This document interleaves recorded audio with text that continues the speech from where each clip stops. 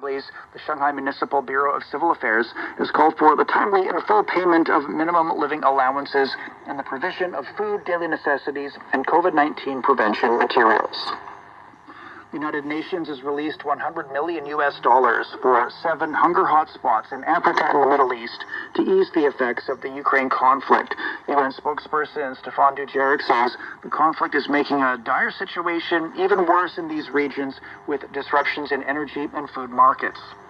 Today, $100 million from the Central Emergency Response Fund was allocated to hunger hotspots in Africa and the Middle East as the spillover of the Ukraine conflict threatens to drive millions closer to famine.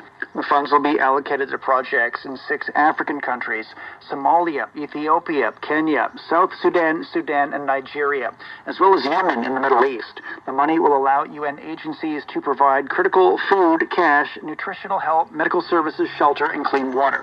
The UN's allocated more than $170 million to address rising food insecurity in these 7 countries and others in the past 6 months. The latest data from the World Health Organization shows the number of confirmed COVID-19 cases around the world has surpassed 500 million. The pandemic has so far killed over 6.1 million people globally.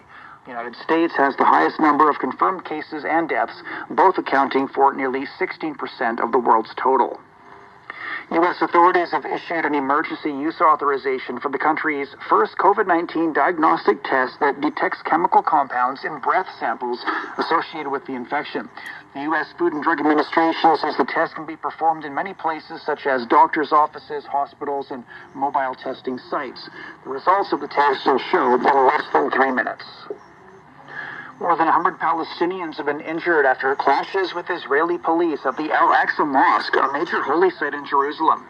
The Islamic endowment that administers the site says clashes began when Israeli police entered in force before dawn. Israel says its forces entered to remove rocks and stones that had been gathered in anticipation of violence.